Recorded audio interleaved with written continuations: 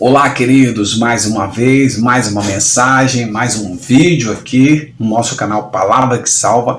Graças a Deus, o Senhor ele tem nos abençoado grande e poderosamente. Louvado seja o nome do Senhor por todos os seus benefícios, tudo que ele tem feito em favor da nossa vida, tudo que ele tem feito por nós até hoje. Ebenezer, até aqui nos ajudou o Senhor. Graças a Deus.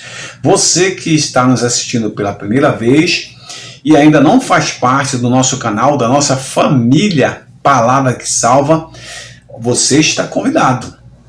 Se quiser participar, se tiver interesse em participar, se quiser ajudar o pastor em participar, você pode fazer. Como pastor, tem que pagar alguma coisa? Não, você não paga absolutamente nada.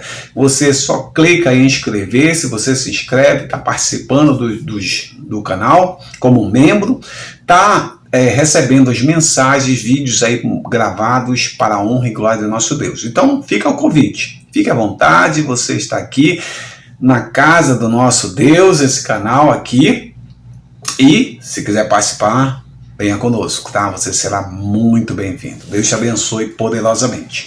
Vamos à palavra do Senhor em Lucas, capítulo 17, verso 32. Lembrem-se da mulher de Ló. Olha a palavra do Senhor. Lembre-se da mulher de Ló, a noiva dividida, né? A mulher aqui, nós podemos ver que nós, a igreja do Senhor, somos a noiva do Cordeiro e ansiosamente aguardamos o retorno do nosso noivo, para vir buscar a sua igreja. E nós, como igreja adornada para o grande encontro. Então, essa mulher vai mostrar aí, através da simbologia de uma noiva dividida entre o altar e o espírito de Sodoma, dividida entre a salvação e o juízo, dividida entre a graça e o julgamento. A passagem mais específica da mulher de Ló, ela acontece em Gênesis capítulo 19, verso 26. Tá? Eu usei o versículo de Lucas 17, 32, porque ele serve como um alerta. Né? Lembre-se da mulher de Ló. Uma mulher anônima, a Bíblia não mostra, não diz aí nenhuma das passagens qual é o nome dela, sua identificação, alguma coisa assim que faz menção a ela, a não ser esses momentos, mas que não traz nenhuma identificação da pessoa da mulher de Ló. Mas ela foi salva também do juízo de Deus sobre Sodoma e Gomorra. A ordem era sair em retirada. Então, é bem provável, e a Bíblia nos mostra isso, e aconteceu, e é provável mesmo, que ela não rompeu. Veja só, como uma noiva que anseia, que espera ansiosamente pelo seu noivo, ela não rompeu verdadeiramente com o mundo, Não simplesmente se deixou envolver-se pelas coisas mundanas, e essas coisas mundanas fizeram parte da sua vida de tal forma que elas contribuíram para a decisão que ela tomou. Nós vamos já ver essa decisão. Então, a primeira coisa que é interessante a gente analisar, eu trouxe algumas coisinhas para a gente ver aqui, ela queria o noivo e ela queria o mundo. Não é nem quente nem fria, é morna, dividida entre as coisas do mundo e dividida entre as coisas de Deus. Então ela mostra-se no cenário uma mulher completamente dividida. E ela está dividida, então é meio para um lado e meio para o outro. E a palavra do Senhor é clara. Jesus ele diz: se não é comigo, é contra mim. Quem não ajunta comigo, espalha. Se tu és amigo do mundo, tu és inimigo de Deus. Se tu és amigo de Deus, tu é inimigo do mundo. Né? Então, ela é uma mulher dividida. Ora queria um noivo e ora queria o mundo. Né? Então, não dá. Né? Segundo, ela pecou diante de Deus, sofreu com a situação, porque ela, alguns dizem assim, ela olhou para trás. Não, essa não foi. O comportamento dela foi outro, que causou prejuízo, né, nela mesma, ao ponto de virar estátua de sal.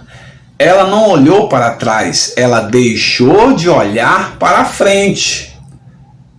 Essa divisão não deixou com que ela olhasse com um olhar fixo, objetivado para frente, seguindo em frente, sigo para o alvo da plena e soberana vocação de Deus, né? Então eu sigo para frente. Então ela, quando desvia o seu olhar e volta-se para trás, ela comete a grande gafe, né? O grande sinal da divisão. Então ela deixa de olhar para frente, para o alvo, né? E está na presença do Senhor. Essa divisão faz ela deixar de olhar para frente. Outra coisa interessante, nós vimos alguns exemplos, como Pedro negando a Jesus, tá? E também tirando os olhos que estavam fixos no Senhor, quando o Senhor Jesus disse assim: vem Pedro, tu quer vir comigo? Vem. E ele sai do barco, deu alguns passos, mas começou a afundar porque tirou o olhar de Cristo. Começou o processo de queda. Por quê? Porque tirou o olhar de Cristo. Foi necessário Jesus estender a mão e trazê-lo de volta. Né?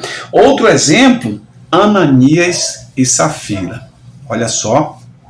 Também tentaram esconder de Deus, mostraram essa divisão, que estavam divididos entre as coisas de Deus e estavam divididos entre as coisas do mundo.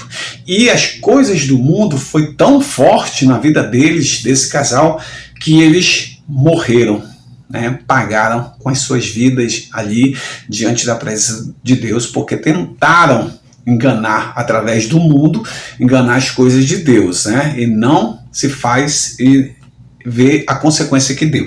Outra, Judas. Judas andava com Jesus, estava com Jesus, via os milagres, via tudo que acontecia ao redor, via Jesus operando, fazendo a manifestação do Senhor ali em todos os lugares, né? Mas ele também estava dividido. Tão dividido que ele foi persuadido por outras pessoas para quê? Para trair o próprio Cristo. Né? Então mostra essa divisão. Outra coisa que é interessante, a Bíblia fala sobre essa mulher e a gente pode observar dois amores. Já que a gente está falando de noiva, né? Dois amores, ou seja, um conflito interno. Um conflito interno tão pujante, tão grave, que ela cede, né, para as tendências malignas, as tendências mundanas. Então, a Bíblia diz que a nossa luta não é contra a carne nem contra o sangue, mas os principados e potestades, né, nas regiões celestiais.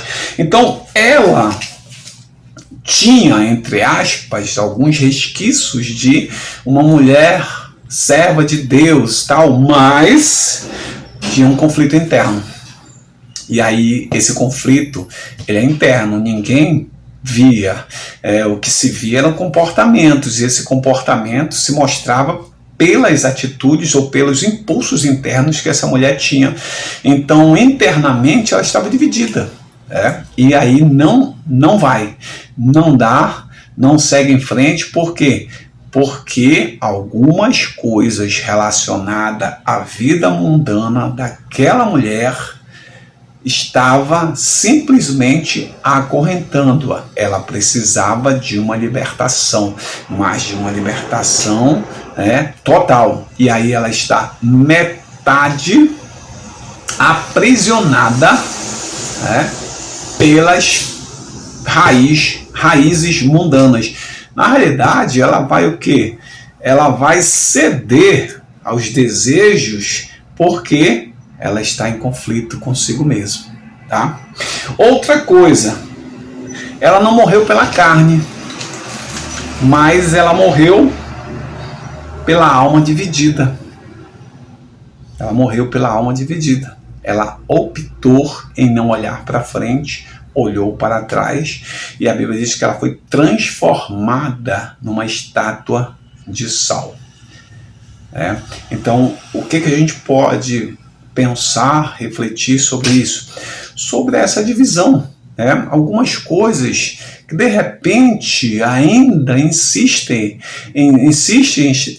a gente insiste em trazer dentro de nós, que mostra um certo conflito interno.